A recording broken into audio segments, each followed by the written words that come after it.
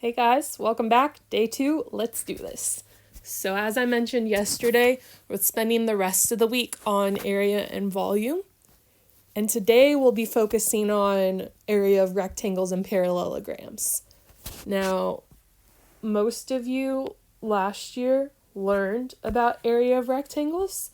I don't know how many of you learned about area of parallelograms, but I want to take a second and stop and go back and talk about what area is and why it deals with 2D shapes and what does 2D mean and all of that. Because geometry is really straightforward in that if you have the formulas and you know what the numbers represent, you can plug it in and do the math. But I really feel like that takes away a lot of the magic of what geometry is and a lot of the magic of where the math comes from. So I'm going to take a second and go back and review some of that stuff with you. So if we're talking about area, and let's say I have this rectangle right here, right? This is a 2D or two-dimensional shape. What that means is that I cannot describe this rectangle to you by just saying, oh, it's 1, 2, 3, 4. I cannot describe this rectangle to you by saying it's 7 units long. Right? Because it could be 7 units long and however many units tall that is. It could be 7 units long and 1 unit tall. It could be a variety of different heights. And that's why this is a 2D shape. Because to be able to describe this shape to me, or for me to be able to describe the shape to you, I need not only a length, but also a width. So this is 3 units. Okay? And so we need 2 descriptions to describe this shape. We need 2 dimensions. Amazing. Okay, and so what area is? Area describes the amount of space this 2D object takes up. And by multiplying our length and our width, which is the area formula you learned last year for area of rectangles, by multiplying this 7 and this 3, what we create is an array of squares that we can now use to describe the size of our rectangle. This rectangle is 21 square units, or 21 square units, like that, abbreviated. This is the one you'll see the most this year, which is 21 units squared. Now, these units could be centimeters, inches, bananas, just kidding, not bananas. But whatever they are, if we're dealing with area, they will be units squared. Because when we're measuring the amount of space a 2D object takes up, we describe that with squares. All right. Here's what you need to know going into this year. We are not going to use the terms length and width anymore. We are instead going to describe the dimensions of our shapes with the terms base and height. Okay?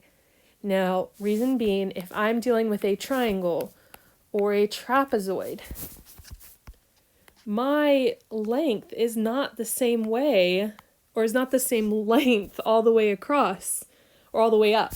And my height's not the same either. Down here it's this much, up here it's that much. So using the terms length and width do not give us an accurate description of our shape. Instead, we're going to use the terms base and height. And what's important to know about that is that the base must always be perpendicular or at a 90-degree angle with the height. With rectangles, it's really easy because our width, quote unquote, is always at a 90-degree angle with our length.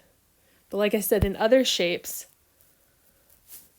we can't just use the side of our shape. This does not make a 90-degree angle with this.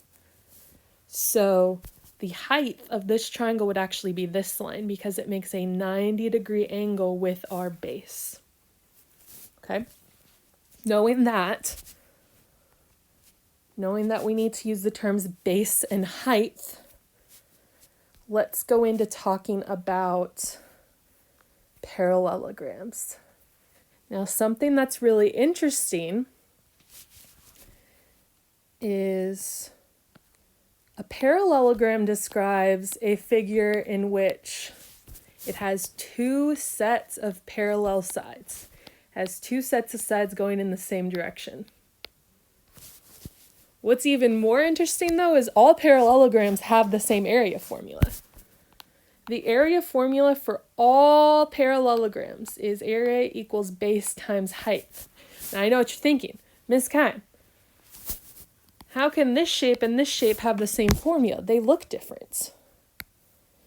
And the reason they have the same formula,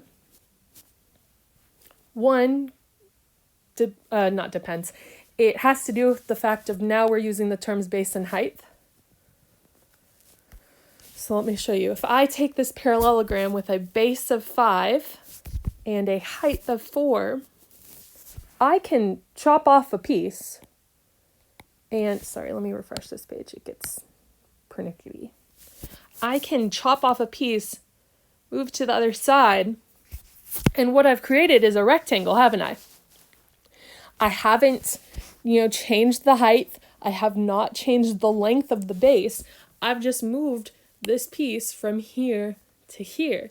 And so what that shows us is that as long as I am using a height that is, I didn't know it would do that, that is perpendicular to the base, that is at a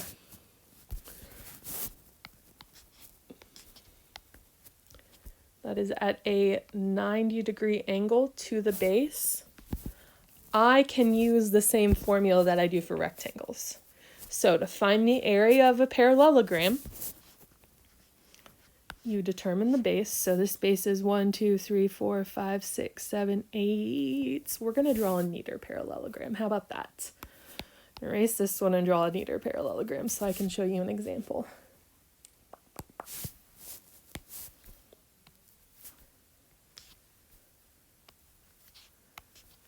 Okay, so we're going to pretend that goes there. Oh, that's better. Okay, so this is our base is 1, 2, 3, 4, 5, 6, 7, 8. We're going to say 9. Our base is 9, and our height, this is not the height, okay? Our height needs to make a 90-degree angle with our base. So we're going to use this line here. You could also use this line or this line. It just needs to make a 90-degree angle with the base. And so our height is 1, 2, 3, 4. So to get the area of our parallelogram, we just do base times height. So that is, I wrote down the formula. I'm now going to plug in the numbers. And now I'll do the math.